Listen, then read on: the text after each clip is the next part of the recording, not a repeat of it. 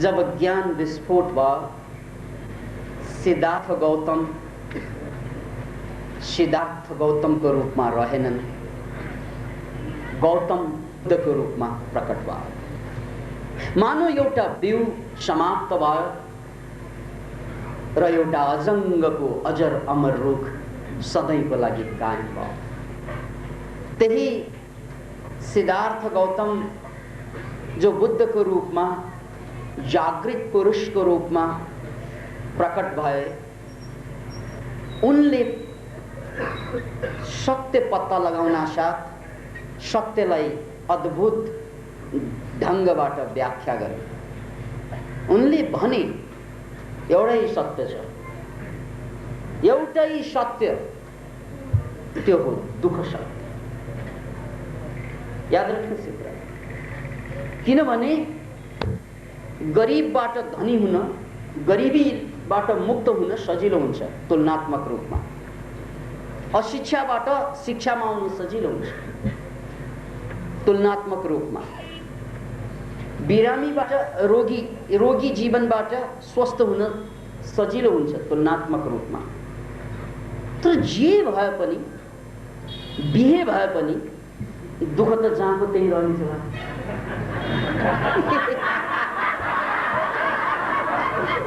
यही हाँसुन्जेल दुःख हुँदैन। यहाँबाट घरमा गएपछि त यहाँ सुपर ग्लु लागे जस्तै हाँस्नै सक्दैन। त्यसकारण जति हाँस्नु छ यही हाँस्नु छ।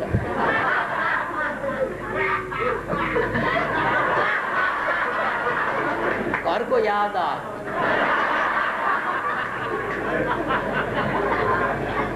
मागी बिहेको प्रसङ्ग चल्दै थियो। मागी बिहेको प्रसङ्ग चल्दै थियो। एउटा केटा केटी हेर्न टुबी सासू कहाँ ससुरा कहाँ पुगेछ। हुनेवाला सासू ससुरा कहाँ। याद राख्नुहोस् यो कुरा, सासू आमा। अनि मागी बिहेको लागि प्रसङ्ग चलाएर केटा गइसकेपछि बाउ आमाको बीचमा, सासू ससुराको बीचमा चर्चा चलेछ। कस्तो लाग्यो हजुरलाई त्यो केटो? कस्तो लाग्यो? बाउ हुनेले, ससुरा हुनेले के भनेछ भने ठिकै छ, सबै ठिकै छ, तर त्यो केटो छ नि, हाँस्दाखेरि उसको दाँत चाहिँ अलिकति खप्टिएको छ, त्यो अलिकति कसो कसो लाग्छ। त्यसकारण ज्वाइँ हुन त ठिक छ, अरू त जम्मै योग्य, तर त्यो दाँत मलाई देख्यो भने चाहिँ काली लाग्छ। त्यस्तो मान्छेलाई ज्वाइँ बनाउन मिल्ला र प्रिय भन्छ। अनि आमा चाहिँले के भन्छन् भने चुप बस्नुहोस् तपाईँले त्यति पनि कुरा बुझ्नुहुन्न। पहिला हाम्रो छोरीसँग बिहे त हुन दिनु, हाँस्न नै उनलाई कहिले दिन्छ र हाम्रो छोरी।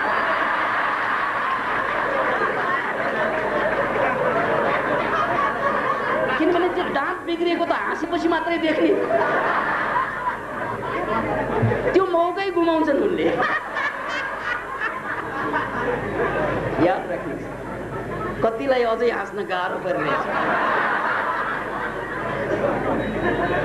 त्यसैले हामी भन्छौँ जो हाँस्न जान्दैनन् उनीहरू बाँच्न जान्दैनन्। याद राख्नुहोस्। अनि यो पनि याद राख्नुहोस्, हास्य कलाकारहरू पनि उस्तै, अरूलाई हँसाउँछन्, आफू हाँस्दैन। किन भन्नाले अरूलाई हँसाउनुमा पैसा आउँछ, आफूले हाँसेर केही पनि नआउँछ।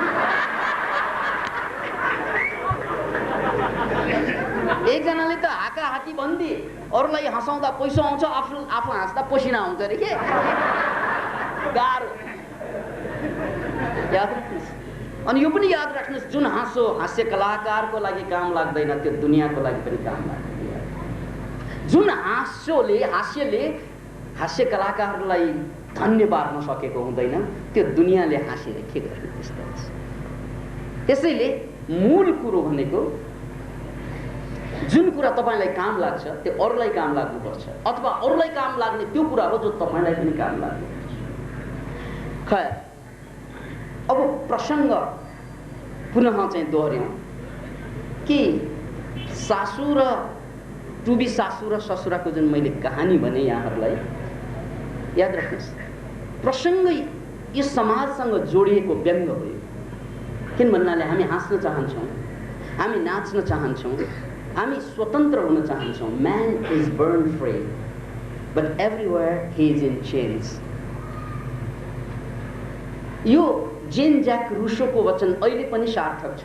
मान्छे स्वतन्त्रै जन्मिन्छ, तर यो स्वतन्त्र जन्मेको यो मान्छेलाई चारैतिर बिस्तारै बिस्तारै बन्धनमा जकडेको पाउँछ।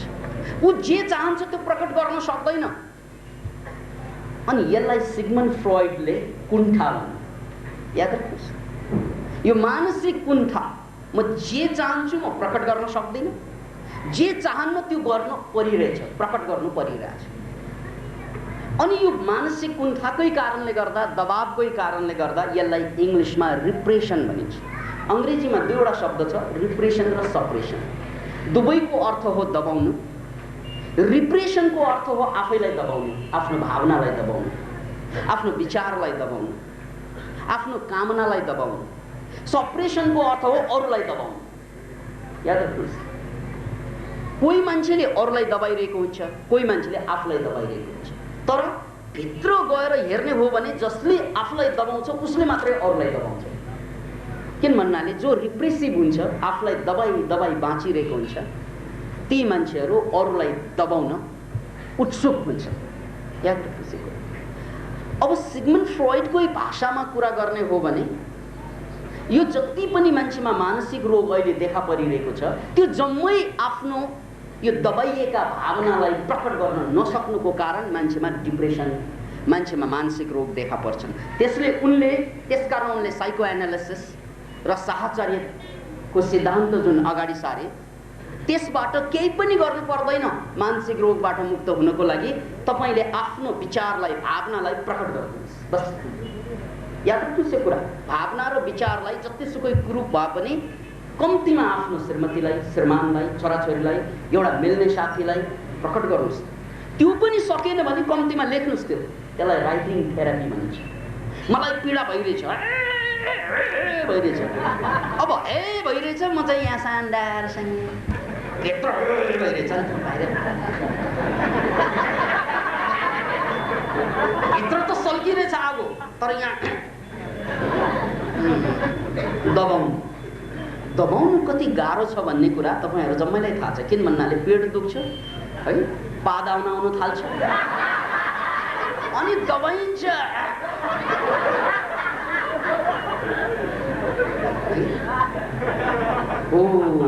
त्यो दबाउन साथ यहाँ पेटमा गडबड सुरु हुन्छ।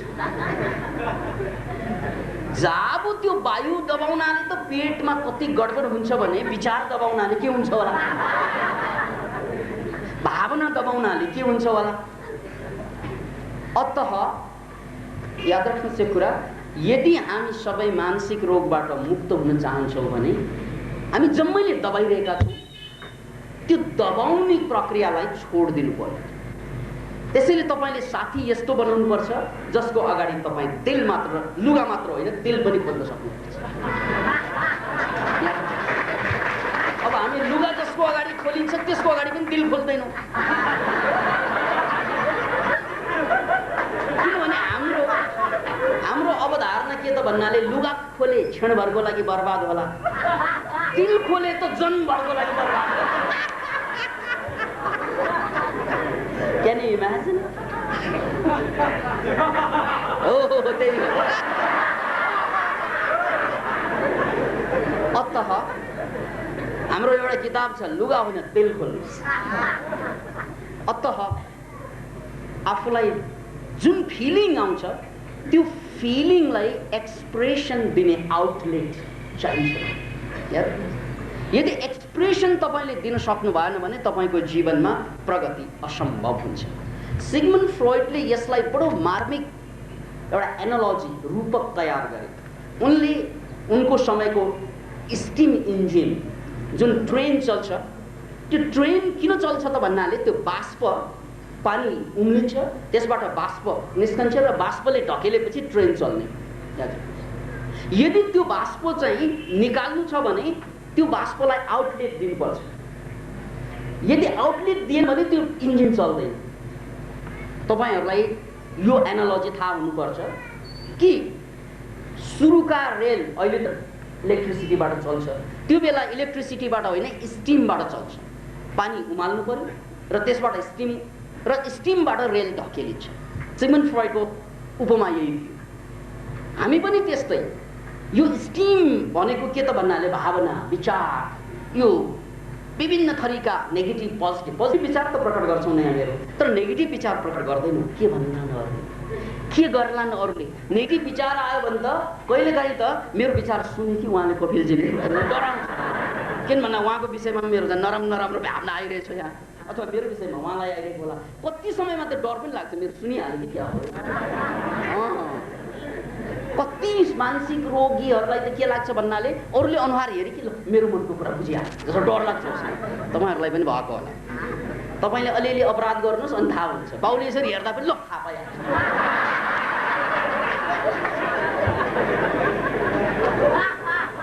आमाले दाइले कसैले हेरी कि पुग्यो, किनभने भर्खर अपराध गरिरहेको। अनि कहिलेकाहीँ यो मोरालाई म सिध्याइदिन्छु भने मौका छोपिरहेको हुन्छ कि त्यत्तिकैमा उनले ट्वाक परेर हेऱ्यो भने ल थाहा पाए। यो भावनालाई दबाउनु भनेको बडो अप्ठ्यारो, बडो उकुस मुकुस हुन्छ र यो भावनालाई आउटलेट दिन सकेन भने जिन्दगीको ट्रेन लिकमा गुड्दैन। सिगमन्ड फ्रॉइडको एनालोजी यही हो कि ट्रेनलाई लिकमा गुडाउनु छ भने भावना त उठ्छ नै, तर त्यसलाई आउटलेट दिएर जसरी चाहिँ बाहिर निकाल्छौँ नि धुवाँ, पछि कोइलाबाट चल्यो धुवाँ निस्क्यो, त्योभन्दा अगाडि स्टिमबाट चल्थ्यो, स्टिम निस्कन्छ अगाडि ढकेलिन्छ, स्टिम निस्कन्छ अगाडि ढकेलिन्छ। बस मान्छे संसारमा प्रगति गरेर आफ्नो गन्तव्यमा ती मान्छे पुग्छन् जसले विचार कुण्ठालाई निकालिदिन्छ, अगाडि बढ्छ, फेरि निकाल्छ, अगाडि बढ्छ। अनि जसले यसलाई चाहिँ मलाई थाहा पाउँछ, उहाँले थाहा पायो भने के हुन्छ, अरूले थाहा पायो भने के हुन्छ, यसो बस्यो भने ऊ यसरी छोप्दा छोप्नु त छोप्छ उसले आफूलाई, तर अगाडि जाँदै ट्रेन जाँदै उमेर ढल्किँदै जान्छ, बुढा हुँदै जान्छ। अनि छोराछोरीले आएर कामै नलाग्ने बाउ भने हो त नि तिमीहरूलाई हुर्काउनु पर्छ। अनि बुढी आउँछन्, हो त नि बाबा तिमीहरूलाई हुर्काउनु पर्छ, हामी जस्तो भएको भन्नु थाल्छ। अतः तपाईहरू हामीहरू यहाँ धेरै ट्रेनहरू छन्, कतिले हावा नै पास हुन नदिने। त्यो हावा पास हुन दिएन भने जसरी ट्रेन अगाडि जाँदैन, स्टिम पास भएन भने त्यस्तै जिन्दगीको गाडीलाई अगाडि लैजानु छ भने आजबाट आइन्दा एउटा दुईवटा चारवटा जति साथी बनाउनु छ दिल खोलेर भन्दैन यार मैले चाहिँ हिजो मात्रै एकजना मान्छेलाई सिध्याउन खोजेको, खुब ट्राई गरेको तर सकिनँ, अथवा फल्नाको पैसा मैले झ्वाममा खाएको अहिलेसम्म तिरेकै छैन।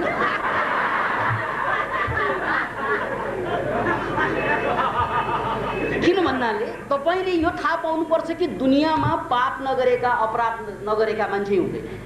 हात उठाऊ कोही छ अहिलेसम्म पाप नगरेको भन्यो भने हात होइन औँलाई उठ्दैन। त्यसकारण निर्धक्क एउटा भारतको एउटा जोक छ, एउटा कलोनी, नेपालमा पनि बिस्तारै कलोनी बन्दैछ, कलोनीमा उस्तै उस्तै घरहरू बनाइन्छ।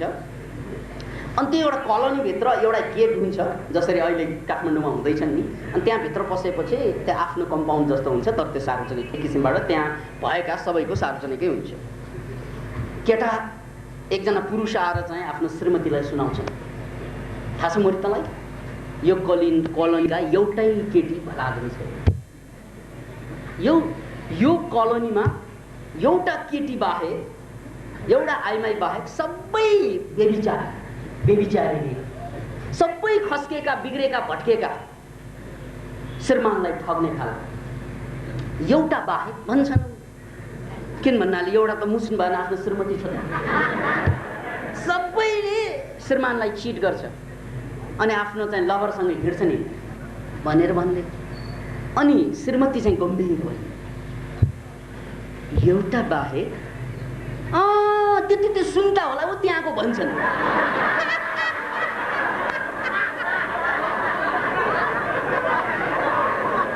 श्रीमान हालत के भयो होला।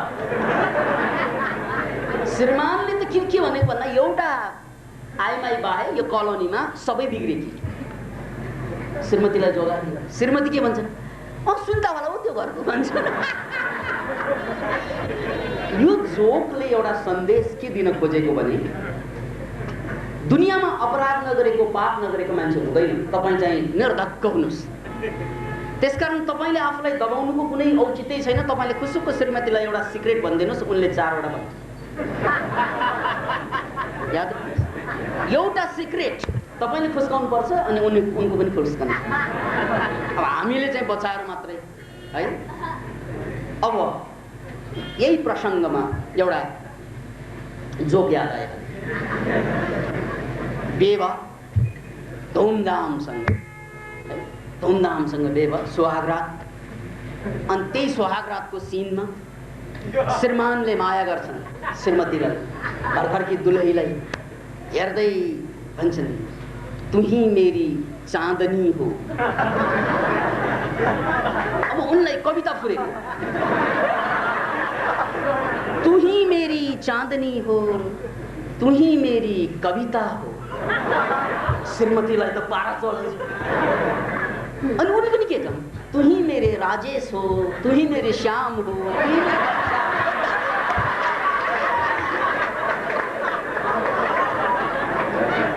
किन तुही मेरे चाँदनी हो, तुही मेरी कविता हो भनेको त दुईजना केटीको नाम लिए जस्तो लाग्यो। अनि उनको बाको भटा भन्छ, तुही मेरे राजेश हो, तुही मेरे घनश्याम हो, तुही रामदास हो।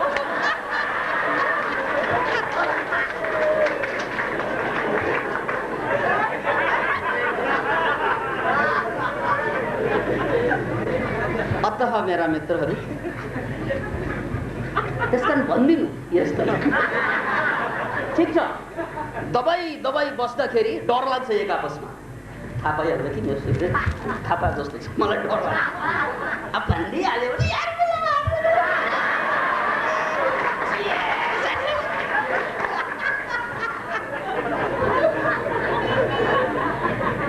एउटा इङ्ग्लिसमा शब्द छ ओपन सिक्रेट।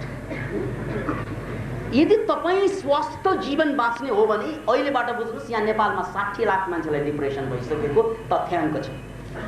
60 लाख त भइसकेकाहरू, त्यस क्रममा हामीमध्ये कति भयो होला। र त्यो दिनसम्म तपाईँ मानसिक र शारीरिक रूपमा स्वस्थ हुन सक्नुहुन्न जुन दिनसम्म तपाईँले आफ्नो स्टिमलाई चाहिँ दबाएर राख्नुहुन्छ। त्यसैले दिल खोल्न सिक्नुहोस्। बस अब बुद्धको कुरा फेरि म जोड्छु। बुद्धले भन्नुभएको कुरा यही थियो कि दुःख सत्य हो। हिजो पनि मान्छे दुखी थिए, आज पनि मान्छे दुखी छन्, भोलि पनि मान्छे दुखी हुन्छन् मानसिक रूपमा। संसार जति परिवर्तन होस्, क्रान्ति जति आओस् जाओस्, तर मानसिक रूपमा मान्छे चाहिँ स्वस्थ हुने तरिका भनेको मनलाई बुझेर मात्रै सम्भव छ। त्यसैले बुद्धले के भन्नुभयो भने एउटै मात्र बाटो छ, दुःखको औषधि एउटै मात्र छ, एउटै मात्र। त्यो के हो त भने ज्ञान, आत्मज्ञान, आफूलाई चिन, नो डाइट सेल्फ। आफूलाई नचिनुन्जेल, आफू भनेको आफ्नो मनलाई, आफू भनेको आफ्नो चित्तलाई, चेतनालाई नचिनुन्जेलसम्म दुःखबाट मुक्ति छैन। दुःखबाट मुक्ति पाउनु छ भने एउटै मात्र बाटो छ। अब हेर्नुहोस् कमाल कस्तो छ भने गौतम बुद्धको या भगवान बुद्धको यो वचन कि मान्छेले यदि दुःख पाउन चाहन्, दुःख पाउनुबाट मुक्त चाहन्छन् भने उनीहरूले गर्नुपर्ने काम के त भन्नाले आत्मज्ञानलाई खोज्ने। तर हामी दुःखबाट मुक्ति पाउनको लागि घर खोज्छौँ, घर भएकाहरूले अर्को घर खोज्छन्, श्रीमती खोज्छौँ, भएकाहरूले फेरि अर्को आँखा लगाउँछन्। ऊ दुःख मुक्तिको तरिका। यो मरिले त दुःख दिन्छ, अर्कोले दिँदैन। याद राख्नुहोस्, सबैले एउटा चिज छोडेर अर्को चिज खोजिरहेका हुन्छन् समाजमा। एउटा चिज छोड्छ, अर्को चिज खोज्छ। तर एउटा कुरा के बुझ्नुपर्छ भन्नाले यो जति पनि बाटो छ यसबाट दुःखबाट मुक्ति पाइँदैन। सुविधा पाइन्छ त्यो बेग्लै कुरा, सम्पत्ति सुविधाको लागि। तर मानसिक दुःखबाट मुक्ति पाउनु छ भने एउटै मात्र औषधि छ, त्यो हो ज्ञान। अब दुर्भाग्य हाम्रो के त भन्नाले यो कुरा हामीलाई कलेजमा पढाउँदैन, स्कुलमा सिकाइँदैन। यो कुरा हामीलाई आमा बाबाले भनिदिनुहुन्न भनेपछि हामी त भ्रममा परिसक्यौँ यो युगमा आएर। किन भन्नाले हामीलाई जम्मै दुःख र सुखको कारण जम्मै संसार देखाइदियो। संसारमा अब क्रान्ति नभएर दुःख भएको ठान्छन् कतिले क्रान्तिको कारणले दुःख भएको ठान्छन् मान्छन् है। संसार त यस्तै हो, कोही चाहिँ नभएर दुखी, कोही चाहिँ भएर दुखी हुन्छन्। त्यसैले दुःखबाट मुक्ति पाउनु हो भने फेरि पनि सान्दर्भिक बुद्धकै कुरा छ। किन भन्नाले मान्छेको मन अशान्त भएपछि उसले बाहिर अशान्त फैलाउँछ। मान्छेको मनलाई शान्त राख्नको लागि उनले गर्नुपर्ने एउटै काम के त भन्नाले ज्ञान खोज्छ। अब यो ज्ञानलाई म अलिकति चाहिँ पन्छ्याएर हाम्रो वैदिक शास्त्रसँग जोडेर मनोविज्ञानको कुरा अलिकति जोड्छु। सिग्मन्ड फ्रोइडले मनोविज्ञानलाई अध्ययन गर्दै जाँदा उनको एउटा ठुलो देन भनेको के त भने सबकन्सियस माइन्डको बारेमा पत्ता लगाउनु। उनले 3वटा माइन्डको व्याख्या गरे। कन्सियस माइन्ड जुन विचार बुद्धि तर्कसँग सम्बन्धित छ, अनि त्यसपछि प्रिकन्सियस माइन्ड त्योभन्दा अलिकति मुनि जो दबिएको अवस्थामा हुन्छ, र त्यसपछि चाहिँ अनकन्सियस माइन्ड भनेर 3वटा कन्सियस, प्रिकन्सियस र अनकन्सियस।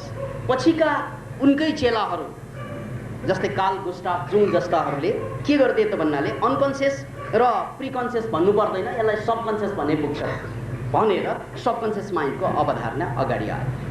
तर यता अध्यात्ममा, यताको विज्ञानमा त्यतिले माइन्डको व्याख्या हुँदैन।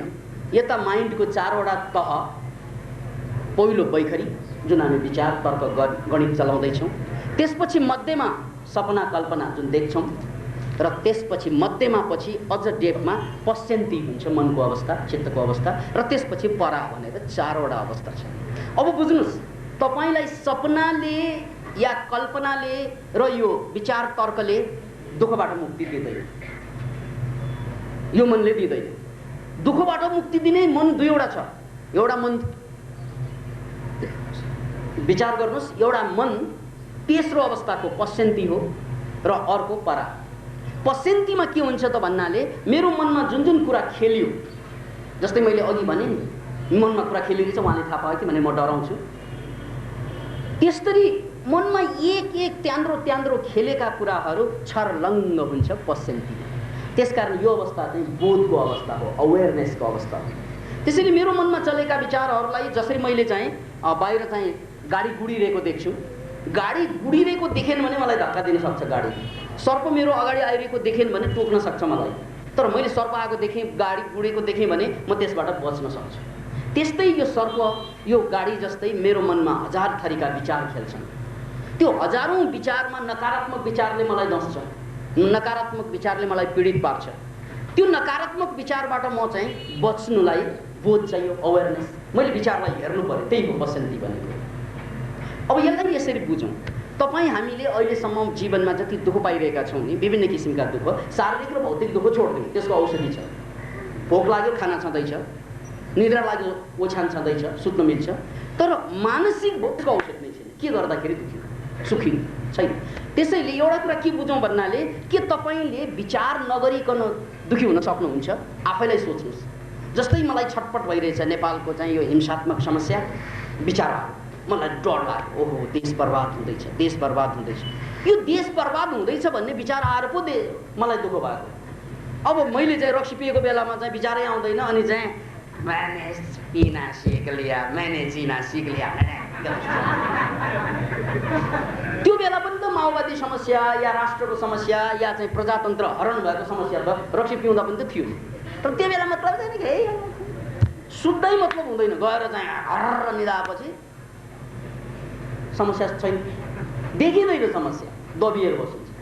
त्यसैले वास्तविक रूपमा मान्छेको समस्या भनेको उसको विचारले ल्याउने।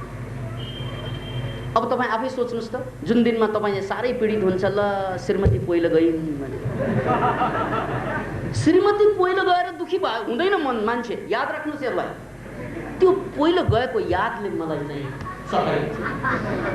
अब याद आउनु बिर्स्यो भने त ठिकै छ यार, होइन त?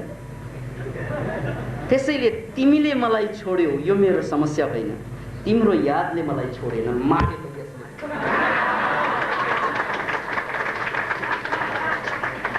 याद राख्नुहोस् यो कुरा। छोरा बिग्रियो समस्या होइन यो, छोरा बिग्रेको याद चाहिँ आइरहेछ दुःख। त्यसकारण तपाईँले एउटा कुरा चाहिँ सिक्नुपर्छ के त भन्नाले संसारमा जे जति घटनाहरू हुन्छन् त्यो घटनाले दुःख ल्याउने होइन, त्यो घटनाको यादले दुःख ल्याउने। अब याद नल्याउनको लागि रक्सी पिउँछ मान्छे। यो सर्टकट वे टु इन्लाइटनमेन्ट, ए मुक्तिको एउटा सरल बाटो। यो अहिलेको कुरा होइन, सोमरसको कुरा त्यो बेला पनि थियो। सोमरस भनेको रक्सी नै हो। त्यसैले तपाईँलाई दुःख हुँदाखेरि तपाईँले दुःखबाट बच्नको लागि के गर्नुहुन्छ त भन्नाले नसाको चाहिँ सहयोग लिनुहुन्छ। नसाले के गरिदिन्छ? स्मरण शक्तिलाई छिन पार्छ। यसको मतलब के त भन्नाले म दुःखी किन त भन्नाले मेरो स्मरण शक्तिको कारणले गर्दा। नसम्झिदिए त दुःख नहुने नि, नसम्झिएको भए राम्रै हुन्थ्यो, सम्झेर पो दुःख भयो। सम्झने विचार हो। यति कुरा बुझिसकेपछि जब तपाईँको चेतना पश्यन्तीको अवस्थामा हुन्छ मन, त्यो बेला तपाईँको मनमा खेलेका एक एक विचार, जस्तै अब भनौँ न मलाई कसैले छोडेर गयो, यो विचार हो, यो विचार हो। छोडेर त अघि नै गइसक्यो, विचार अहिले पनि आइरहेछ। यो विचार त हटे ठ्यान, अब मलाई तिमीले दुःख दिन सक्दैन विचारलाई जा भनेर छोड्न सकिनुहुन्छ। श्रीमान बिते ठिकै भयो। किन ठिक भयो त भन्नाले अघि नै बितिसकेको याद पो अहिले आएको। जाने वाला कभी नहीं आती, जाने वाले की याद आती हैन। अब जाने मान्छे त गइहाल्छ नि, त्यसका ऊ त एकपल्ट जान्छ। मान्छे मर्यो, दुःख भयो, बाउ मरे, दाइ मरे, भाइ मरे, दुःख भयो, एक क्षण सक्यो कुरा। तर याद 1000 क्षण आउँछ। त्यसकारण मृत्युभन्दा पीडाजनक हुन्छ याद। किनभने मृत्यु एक क्षणको धक्का हुन्छ, दुर्घटना एक क्षणको धक्का हुन्छ, तर त्यसको याद जन्मभर साथ रहन्छ। त्यसकारण तपाईँलाई घटनाले दुःख दिँदैन। घाउ यहाँ लाग्छ अनि घाउ भर्छ, सत्य त्यो। तर घाउ यो मोरीले मलाई यहाँ घाउ गरेको भनेर याद आउँछ, त्यसले पो दुःख दिन्छ, त्यो भर्दैन कहिले पनि। अनि हामी झगडा गर्दाखेरि कहिलेको कुरा सम्झेर आउँछ। 4 वर्ष अगाडि तपाईँले त्यो भन्नुभएको होइन, तपाईँले चिन्छु नि म, ल अहिले केही भनेकै छैन, कताको कुरा निकाल्छ, पेन्डोराज बक्स के। अनि झगडा गर्नु थाल्छ। घरमा चाहिँ बाउआमा झगडा गरेको हेर्नुहोस् त सिन, त्यत्तिकै 4 वर्ष अगाडि, 6 वर्ष अगाडि, 10 वर्षको अगाडि चाहिँ निकाल्छन् कुरा। अब घटना कहाँ गयो, सक्यो, छट्ट म्यास हुने भन्छ। यो जम्मै दुःख कहाँबाट आयो त भन्नाले यादको कारणले गर्दा। यो जम्मै याद। पश्यन्तीको अर्थ नै के त भन्नाले यो यादलाई हेर्न सक्नु। मलाई याद आयो, यो विचार हो, यो सत्य हो। बाउ बिते सक्यो, यो याद हो उनको। अथवा मेरो चाहिँ पैसो हरायो, कसैले ठगेर लग्यो, यो याद हो उनको। यो सत्य। यसरी तपाईँले पश्यन्तीको अवस्था, चेतनाको अवस्था जब पश्यन्तीमा आउँछ अनि दुःखबाट मुक्ति सुरु हुन्छ। दुःख त हुन्छ, धक्का त लाग्छ, तर त्यसलाई पन्छाउन मिल्छ। यो याद मात्रै हो, घटना त गइसक्यो। अनि त्यसपछि पराको अवस्था आउँछ। त्यो पराको अवस्थामा पुगिसकेपछि दुःखै हुँदैन। किन भन्नाले त्यहाँ हाम्रो मन यो युनिभर्सल माइन्ड, जुन माइन्डको कारणले गर्दा विश्व ब्रह्माण्ड बन्यो, त्यो माइन्डसँग यो माइन्ड यस्तो रिगार्स, अनि त्यहाँ दुःख हुँदैन। त्यही हो मुक्ति भनेको, त्यही हो एनलाइटनमेन्ट भनेको। त्यसलाई एउटा एनालोजीबाट बुझ्नुहोस्। जसरी यो भित्ताहरू, यस कोठाभित्र एउटा चाहिँ आकाश छ, जसलाई चाहिँ मठाकाश भनिन्छ पुरानो भाषामा। अनि यसको बाहिरको आकाश महाकाश भनिन्छ। बाहिर महाकाश र मठाकाश, कोठाभित्रको कोठाकाश भनौँ न यसलाई। यो कोठाको आकाश, यो कोठाकाश, त्यो बाहिरको महाकाश। त्यो बाहिरको महाकाश र त्यो कोठाको आकाश एउटै हो, दुवै शून्य। तर त्यो शून्यमा जति प्लेन उडाए पनि कतै ठक्कर नलाग्ने। यहाँ चाहिँ प्लेनै गुड्दैन, गुड्यो भने धक्का लाग्छ है, किनभने यो सानो छ। यो आकाश र त्यो आकाश एउटै हो, तर केले छेक्यो त भन्नाले यो पर्खाल। त्यसकारण त्यो आकाशलाई यो आकाशसँग मिसाउनु या यो आकाशलाई त्यो आकाश बनाउनु छ भने केही पनि गर्नु पर्दैन। पर्खाल भित्तालाई चाहिँ ढाल्नु, भट्काइदिन्छु भित्ताहरू पनि भनेर है। त्यो भित्ताहरू चाहिँ भट्किएपछि अब जे बाँकी रहन्छ त्यो आकाश र यो आकाश एउटै भयो। त्यस्तै यो आकाश भनेको सानो, हामी जीवात्मा। यो सृष्टि सृजना जुन शक्तिले गर्यो त्यो परमात्मा अलग्गै, जीवात्मा अलग्गै। किन भन्नाले त्यस बीचमा बुद्धि विचार तर्क गणित चल्छ। यो खोपडी जुन बेला बुद्धि विचार तर्क गणित समाप्त हुन्छ, पतञ्जलिको भाषामा योगस चित्तवृत्ति निरोध, चित्तका वृत्ति जब शान्त हुन्छन् त्यो बेला परमात्मा र जीवात्मा एउटै बन्छ। त्यसैले शास्त्रमा के भनियो भने ब्रह्मवेत्ता ब्रह्मैव भवति, जसले ब्रह्मलाई जाने ऊ आफै ब्रह्म बन्छ। अहिले हामी ब्रह्म बाँचिरहेका छौँ। किन भन्नाले यो ब्रह्म बाँच्नुको कारण हाम्रै तर्क, हाम्रै विचार, हाम्रै बुद्धि, मनको कुरा गर्दाखेरि हामी बैखरी र चाहिँ मध्यमामा छौँ। किन भन्नाले सपनामा मध्यमा पुग्छौँ, अनि जागरणमा हामी बैखरीमा हुन्छौँ। पश्चिन्ती पनि कहिल्यै पुगेनौँ, पराको कुरा छोड, पश्चिन्तीसम्म पनि हामी नपुगेको कारणले गर्दा हामीले जहिले पनि दुःख भोगिरहेका छौँ। बुद्धले भन्नुभएको त्यही कुरा हो, ज्ञान नपाएसम्म, ज्ञान आत्मज्ञान भनेको म पश्चिन्तीमा मेरो चेतना नपुगेसम्म म जे गरे पनि दुःखी हुन्छु, ऊ बिहे गरे पनि दुःखी हुन्छु।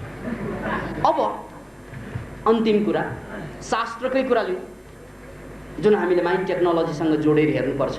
शब्द ब्रह्म, यो सम्पूर्ण संसार बनाउने कसले?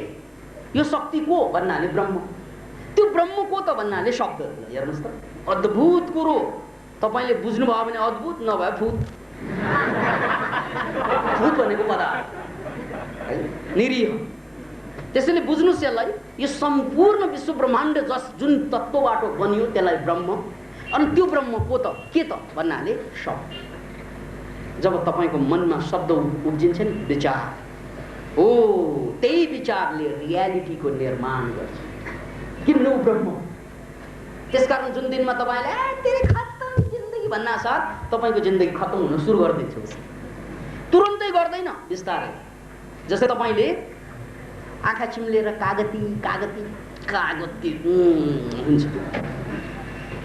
किन भन्नाले कागती कल्पना हो, शब्द मात्रै हो, तर रियल शब्द होइन, सत्य। झुट कागतीले, कागती शब्दले सत्य रियल निर्माण गर्छ। अतः कागती र रियलको सम्बन्ध जस्तै जब तपाईँले बारम्बार कल्पना गर्नुहुन्छ नि, म बाँच्न चाहन्न, म मर्न चाहन्छु, जिन्दगीको कुनै अर्थ छैन, म व्यर्थै बाँचिरहेको किन भन्नाले शब्द ब्रह्म, त्यसले केमिकललाई असर गर्छ, तपाईँको न्युरोकेमिकलहरूलाई। अनि केमिकलको कारणले गर्दा रियालिटी निर्माण हुन्छ। मैले धेरै उदाहरण दिएँ। म चल्नै सक्दैन भनेर कति मान्छेमा त्यहाँ भित्तामा यसरी चलाउनु सक्दैन यस्तै। अब यो मान्छे अहिले चल्न सक्दैन कि भुइँ चालो भनिदिनु, झ्यालबाट हाम फाल्यो उनी। यो चल्न नसक्ने मान्छेमा शक्ति कहाँबाट? याद राख्नुहोस्, यो शक्ति कहाँबाट आउँछ भने इन्फर्मेसन जान्छ नि, म खत्तम हुन्छु, त्यसकारण जसरी पनि म बच्नुपर्छ, यो इन्फर्मेसन जान्छ। हेर्नुहोस् है, यहाँ सूचना के गइरहेछ त मस्तिष्कमा, म बच्नुपर्छ, जसरी पनि बच्नुपर्छ। कसरी बच्ने त भन्नाले शक्ति छैन अहिलेलाई त, किनभने अहिले त यस्तो हातै उडाउन सकिरहेछ। तर मनमा सूचना के गयो, जसरी पनि बच्नुपर्छ गाँठे।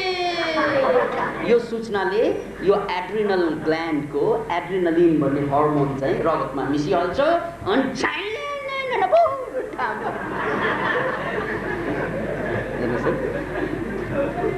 त्यही शब्द ब्रह्म भने। किनभने शब्द गयो, म जसरी पनि बच्नुपर्छ, त्यो शब्दको कारणले गर्दा एनर्जी जन्म भयो, अनि तपाईँ बच्नुभयो। जसरी पनि बचे, खुट्टै भाँचेर पनि बचे, किन जसरी पनि बच्नुपर्छ भन्नुभएको थियो।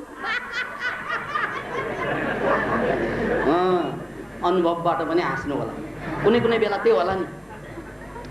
त्यसैले हामीले बुझ्ने के त भन्नाले शब्द ब्रह्म। मनमा चिताएका कुरा ड्याफ्टमा गयो भने कहाँ पसेन्टिलमा चरे। यो बैखरी अवस्थामा काम गर्दैन, किनभने बैखरी अवस्थामा एउटा विचार आउँछ, फेरि अर्को आउँछ, फेरि अर्को आउँछ, फेरि अर्को आउँछ। तर त्यहाँबाट अलिकति ड्याफ्टमा मध्यमामा पुगेपछि त्यसले रियालिटी क्रिएट गर्न थाल्छ। अतः तपाईँ जे सोच्नुहुन्छ, you are what you think, तपाईँ जे सोच्नुहुन्छ त्यही बन्नुहुन्छ। किन भन्नाले ब्रह्म तपाईँको विचारै ब्रह्म। याद तपाईँले नकारात्मक सोच्यो, नकारात्मक बन्यो, तपाईँ सकारात्मक सोच्यो, सकारात्मक जिन्दगी बन्यो। अतः यो सबै कुरा तपाईँको सोचाइमा निर्भर हुन्छ। सोचाइमा यति कुरा बुझिसकेपछि अब एउटा कुरा के बुझौँ भन्नाले हामीले जे जस्तो कुरा सोचे पनि अब सोचेपछि आउने भयो, सोचेपछि त्यो निर्माण हुन्छ, त्यो त कुरा ठिकै हो, सोचेपछि निर्माण हुनु। अब के सोच्ने त? श्रीमती सोचे ल्याइयो, श्रीमान सोचे आइयो, बच्चा बच्ची भने आइयो, जाँचमा पास हुनु पास भयो, अब जम्मै भयो, जे भयो पनि नहुने फेरि है। त्यस कारण यो सोच्नु, यो इच्छा, यसलाई बुद्धले जसरी भन्नुभयो, मोडर्न साइकोलोजिस्टहरूले अर्कै पारामा कसरी भने बुद्धले के भन्नुभयो? सारा दुःखको कारण इच्छा हो तिम्रो, अतृप्त इच्छा, त्यसलाई तृष्णा भन्ने। याद राख्नुहोस्, किन भन्नाले तृष्णा धेरै भयो भने मान्छे कहिल्यै पनि सुखी हुँदैन। किनभने एउटा तृष्णा पुरा हुन्छ, अर्को तृष्णा सुरु हुन्छ, एउटा तृष्णा पुरा हुन्छ, अर्को तृष्णा सुरु हुन्छ। यो तृष्णाको कारणले गर्दा दुःख चाहिँ कहिले पनि नमेटिने भयो। त्यो पुरा भयो भने दुःखी, नभए पनि दुःखी, तृष्णाको कुरा भयो। अनि यता मोडर्न साइकोलोजिस्टहरूले के भन्नाले सबै रोगको कारणमा मूल कारण तिम्रो मन हो, र मनमा जति बढी चाहिँ इच्छा जन्मिन्छ त्यति रोगी हुन्छ मान्छे। Can you imagine? अब यति भन्दा कतिलाई डर लाग्छ?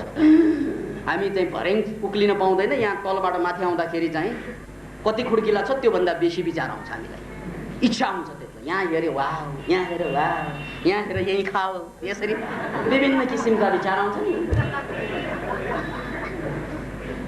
तपाईँलाई थाहा, यो विचार भनेको अनियन्त्रित। मर्लिन मुनरोले आत्महत्या गरेको कुरा सबैलाई थाहा भएको कुरा है। आत्महत्या त्यो व्यक्तिले जुन संसारकै सबभन्दा सुन्दरी मानिन्थ्यो त्यो बेला, संसारकै सबभन्दा सफल मध्ये एकजना आइमा है, त्यस्तो मर्लिन मुनरोले त्यत्रा ठुला कलाकारलाई आत्महत्या गरे। र आत्महत्या गर्नुभन्दा अद्भुत कुरा के त भन्नाले आत्महत्या गर्न 2 दिन अगाडि मात्रै उसको कसैसँग बिहे हुने निदो भयो। किन इमेजिन? 2 दिन अगाडि बिहे हुने निदो गरे, 2 दिनपछि आत्महत्या। किनभने इच्छा, अतृप्त इच्छा यति बढ्छ मान्छेमा, यति त्यो इच्छाकै कारणले गर्दा आज तपाईँले चाहिँ कुनै चिज बनाएको होला, भोलि गएर आत्महत्या गर्नु बेर छैन। मर्लिन मुनरो त्यसको एउटा नमुना हो। त्यसैले इच्छा थोरैभन्दा थोरै बनाउनु, तृष्णा थोरैभन्दा थोरै बनाउनु, कर्म धेरैभन्दा धेरै गर्नु। ठ्याक्कै उल्टो कुरा भने मैले, हेर्नुहोस् है, कर्म जति सकिन्छ त्योभन्दा बेसी गर्नु। किन भन्नाले जुन कुरा तपाईँ प्राप्त गर्न चाहनुहुन्छ त्यो इच्छाले होइन, कर्मले प्राप्त हुन्छ। इच्छा थोरै भएर हुन्छ, त्यो इच्छालाई प्लान भन्छ, गोल भनेको। इङ्ग्लिसमा अब्जेक्टिभ र गोल भनेको फरक छ, याद राख्नुहोस् यो कुरा। जस्तै मैले चाहिँ जाँचमा पास गर्नु पर्यो, यो इच्छा हुनु हुँदैन, यो अभिप्सा भन्नु हुँदैन मेरो, यो त मेरो प्लान हो, द्याट इज नट अभिप्सा। मेरो जीवनको गोल होइन जाँचमा पास गर्नु, जागिर खानु गोल होइन मेरो जीवनको, बच्चा जन्माउनु गोल होइन। किन भन्नाले त्यो गोल नभइकन पनि त कुकुरले जन्माएको छ नि, होइन यार? ऊ त्यतिकै जन्माउने, तपाईँलाई गोल बनायो एउटा छोरा जन्माउनु पर्छ यार। त्यो कुकुरलाई त्यो बिचारै छोरा जन्माउँदा गर्दै गर्दै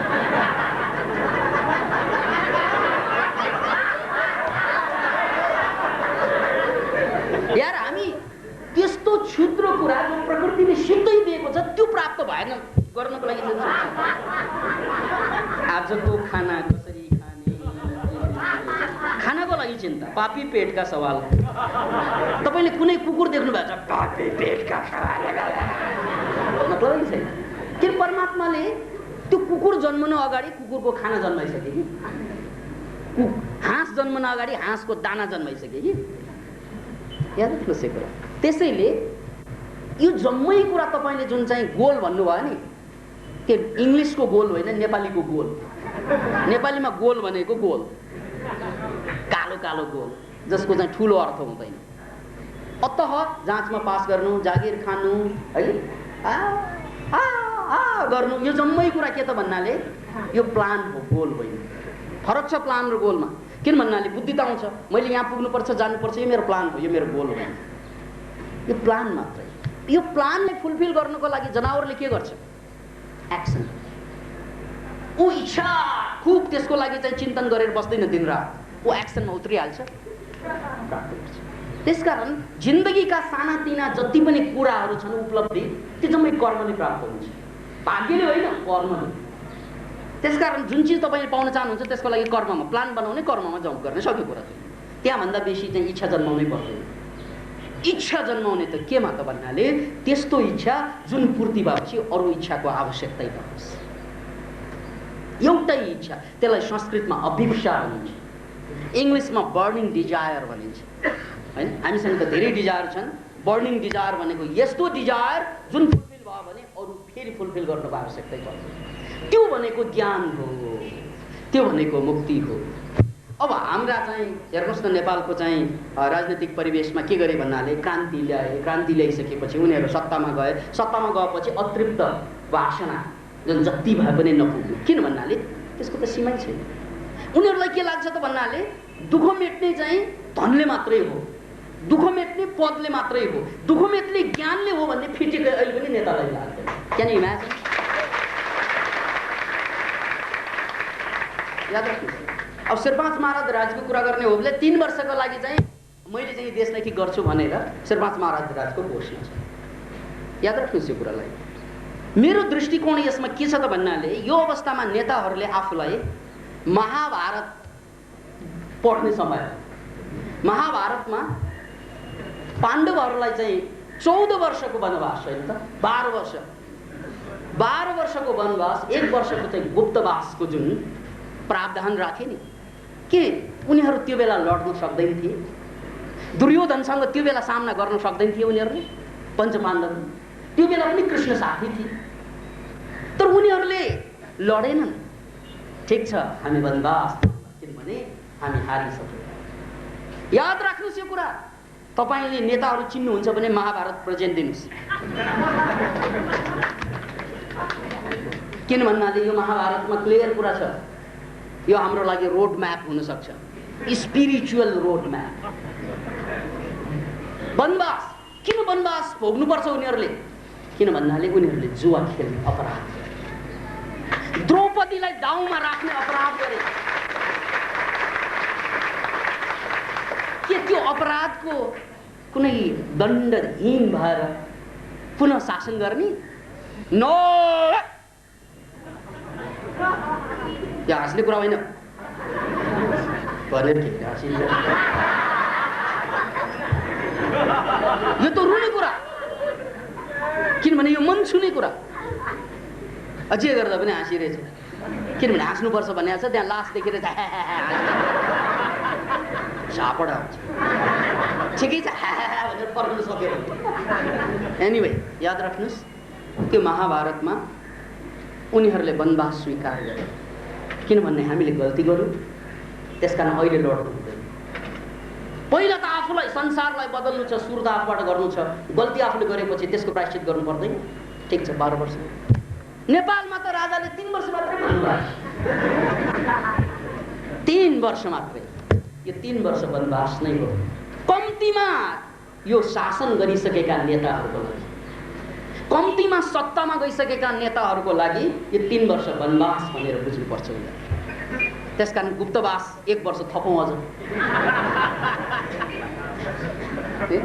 यो अवस्थामा उनीहरूले प्रायश्चित गर्ने, ध्यान गर्ने, शरीर बनाउने र दुनियाँभरका देशहरू कसरी विकास भए, कसरी बर्बाद भए त्यस्ता चाहिँ साहित्य पढ्ने, यो त स्कुलिङ गर्ने समय हो।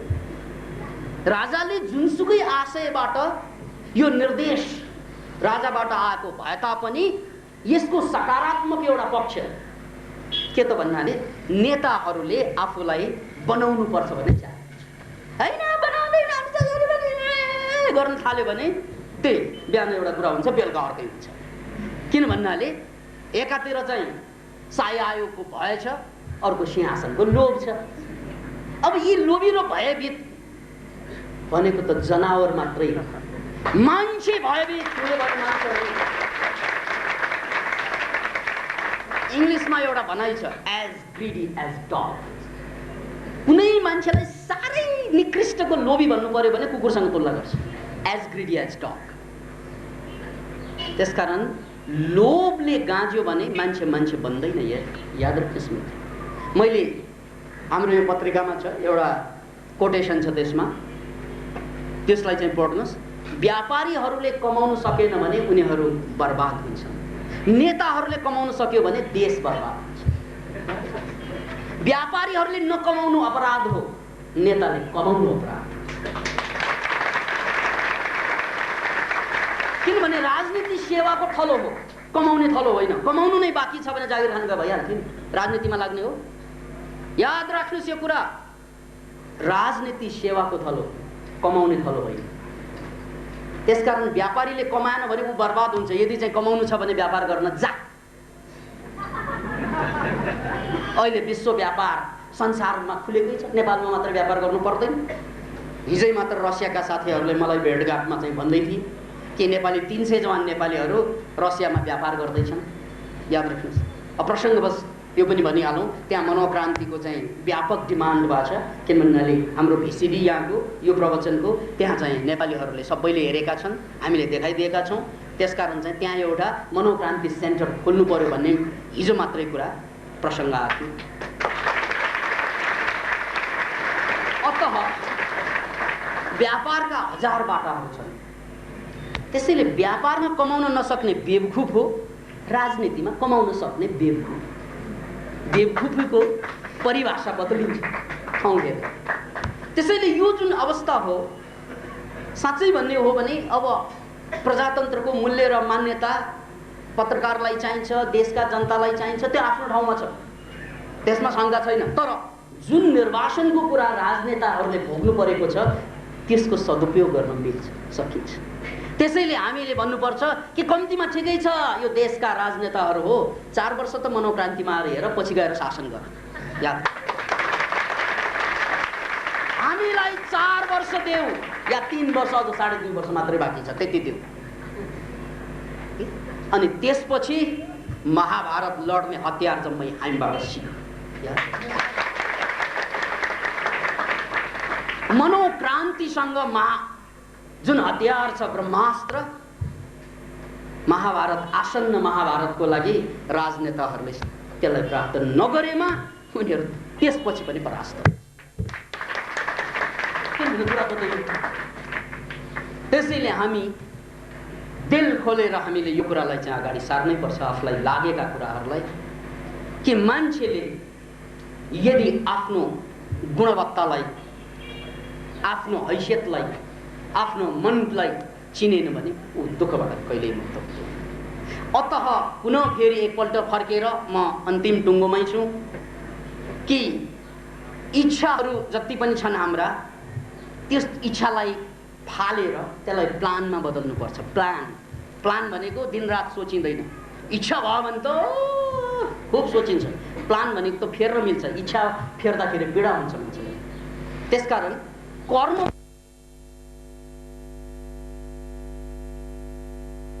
ज्ञानको जुन मामला छ त्यो इच्छाबाट पनि उठेर अपेक्षा बन्नु कि ज्ञान पाउनु प्रभु, यदि आस्था छैन भने ठिकै छ, प्रकृति माता मलाई ज्ञान दे, ज्ञान भन्दा थोरै म केही पनि चाहन्छु, मात्र ज्ञान चाहन्छु। किन भन्नाले ज्ञानभन्दा अगाडि मान्छे मानसिक रूपमा, शारीरिक रूपमा होइन मानसिक रूपमा दुःखबाट मुक्त हुन सक्दैन।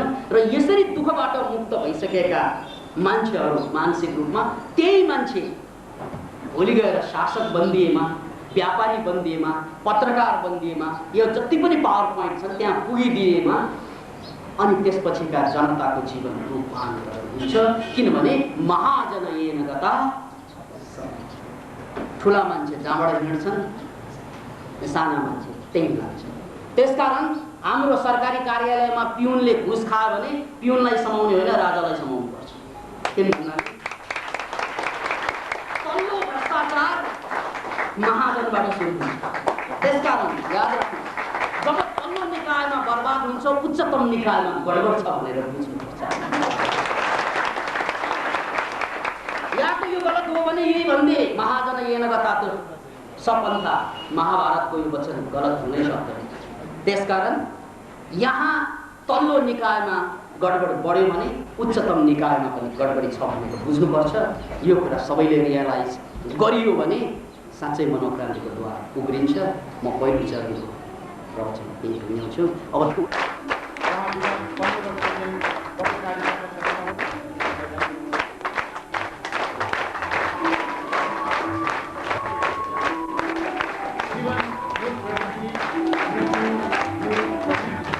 अभिनयका विभिन्न विधाहरू देखाउँदै जुन प्रवचन दिनुभएको छ, जुन अभिव्यक्ति दिनुभएको छ, तपाईँहरूको मन छुनु भएको छ, त्यसको अगाडि एउटा पत्रकार जसले कलम मात्रै चलाउन जानेको छ, त्यो मान्छेले खास लामो समय लिने, धेरै कुरा भन्ने तपाईँहरूले आशा नगर्नु भएको हुन्छ, सम्भवै छैन। म थोरै कुरा भन्छु। मलाई लाग्यो मेरो मनले जुन कुरा अनुभव गर्यो त्यो कुरो म यहाँहरूलाई निवेदन गर्न चाहन्छु। त्यो कुरो के हो भने म प्रभावित भएँ। म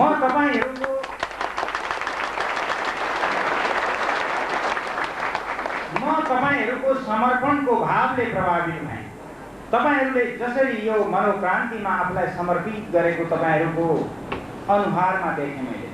तपाईँहरूको आकृतिले त्यो कुरो बतायो तपाईँहरू साँच्चीकै भित्रै मनदेखि समर्पित हुनुहुन्छ।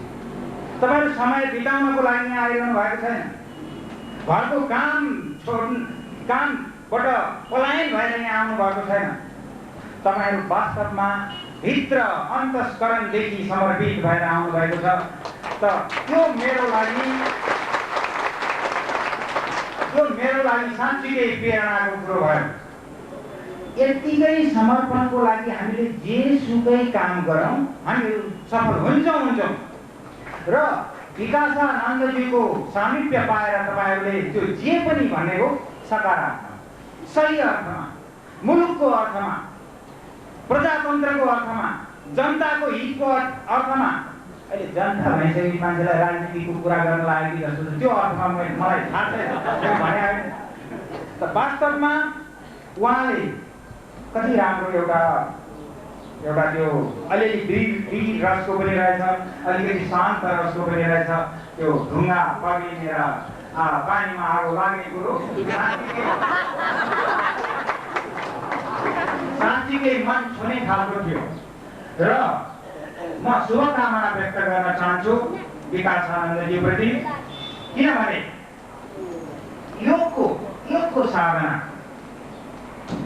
मलाई एकाग्र गर्ने साधना र व्यावहारिक ज्ञान बाँड्ने जुन अभ्यास हो त्यो अभ्यासको लागि हामीहरूले छरछिमेकका उहाँको भन्नाले लामा दारीहरू पालेका व्यक्तिहरूलाई खुब ताकनी गर्यो।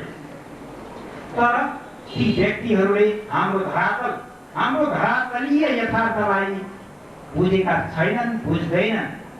हामीहरूले आफ्नै नेपाली योगीलाई सम्मान गर्नु छ। हाम्रै नेपाली यही माटोमा जन्मेको नेपालको छोरो छोरीलाई हामीहरूले सम्मान गर्नु छ। हामीहरूले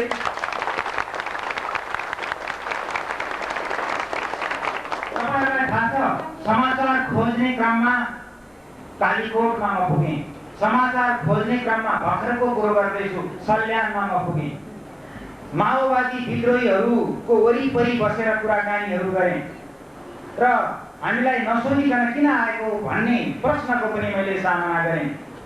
यी कुराहरू हेर्दै जाँदा मलाई के लाग्छ भने विकासानन्दहरू धेरैजना चाहिएको छ। कम्तीमा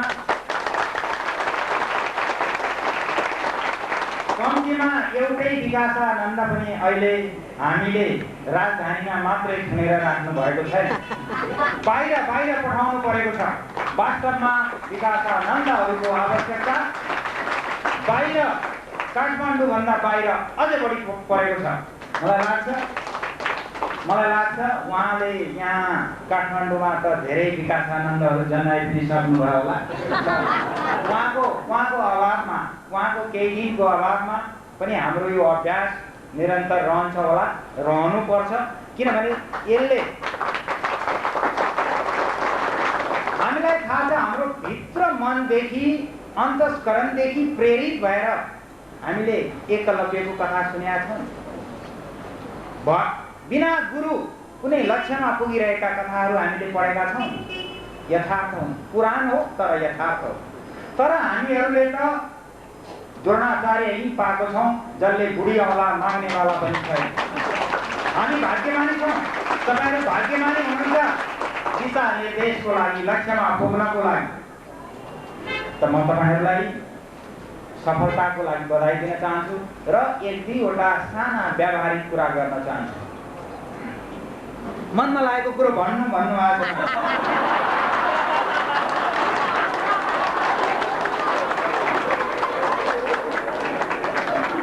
म एक दुईवटा मनमा लागेका कुराहरू भन्छु छोटोमा। विकासानन्दज्यूले हिस्ट्री पढ्नु भएको छ, पुराण अध्ययन गर्नुभएको छ, बहुत खुसी लाग्छ त्यहाँका उदाहरणहरू सुन्दाखेरि। किनभने हाम्रो संस्कारमा ती उदाहरणहरू एकदमै भिजेका छन्, एकदमै मिसिएका छन्। त्यसो भएको हुनाले ती उदाहरणले हामीलाई छुन्छ। एकलव्यको उदाहरणले हामीलाई छोए जस्तै, राम अथवा चाहिँ लक्ष्मण अथवा चाहिँ सीताका उदाहरणहरूले हामीलाई छोए जस्तै, अर्जुनका उदाहरणहरूले हामीलाई छोए जस्तै उहाँलाई अहिले एक दुईवटा मेरो म आएको बेलामा पढेको मात्रै हो कि मलाई केही त्यो थाहा छैन। म उहाँले यो आधुनिक रूपमा अहिले विकासमा आइरहेको जेन्डर लैङ्गिक समानताको अध्ययन त गर्नुभयो होला। यहाँ उदाहरण आयो जस्तै हामीले केही हास्य टुक्राहरू उहाँले प्रस्तुत गर्नु, उहाँले प्रस्तुत गर्दाखेरि किनभने उहाँका अनुयायीहरू महिला पुरुष दुवै देखिया छु मैले। त्यसो भएको हुनाले महिलाको एङ्गलबाट, महिलाको कोणबाट, महिलाको सोचाइबाट पनि उहाँले ती उखान टुक्काहरू, ती जोकहरू, ती हास्य कुराहरू, एउटा पुरुष श्रीमतीले अर्को बिहे गरेकोमा के सोच्छ उहाँले त्यो भन्नुहुन्छ, एउटा महिलाले श्रीमान अन्त डुलेको बेलामा के सोचे त्यो पनि उहाँले भन्नुहुन्छ। जेन्डर इक्वालिटी, लैङ्गिक समानताको चेतना एकदमै आवश्यक छ। किनभने मैले मात्रै बनाएर यो देश बन्दैन, मेरो श्रीमतीले पनि बनाउनुपर्छ। त्यसो भएको हुनाले मैले यहाँ श्रीमती पनि लिएर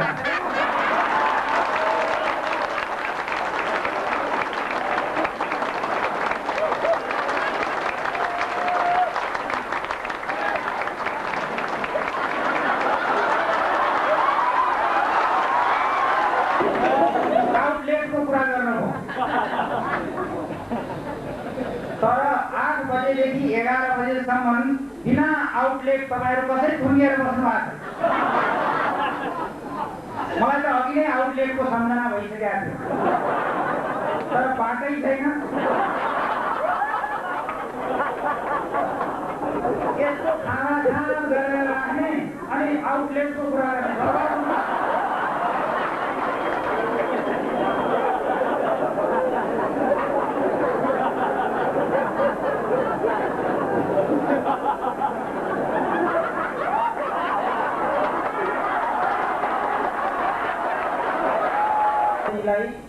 केही वर्ष अगाडिदेखि नै चिन्छु। म नेपाल समाचार पत्रमा हुँदाखेरि त्यसको सम्पादन गर्ने क्रममा त्यसको फाउन्डर एडिटर हुँ। त्यो उहाँ आउनु भएको थियो, केही किताबहरू पनि मलाई उपहार ल्याइदिनु भएको थियो। त्यो बेलामा उहाँसँग परिचय भएको थियो र उहाँका कुराहरू पढ्थेँ। तर यसरी चाहिँ उहाँले पनि बोलाउनु भएको, अलिक पहिला पनि सम्झिनु भएको थियो, तर म आउन सकिनँ। र त्यो जुन माहौल देख्दाखेरि अब मैले पनि भन्नुपर्ला जस्तो छ, फेरि बोलाउनुहोस् न है। तपाईँहरूको जुन जसले हाँस्न जानेन, बाँच्न जानेन भन्ने जुन कुरो छ, त्यसले मलाई पनि छोको छ। तर मैले हाँस्ने अभ्यास नभएको हुनाले अहिलेलाई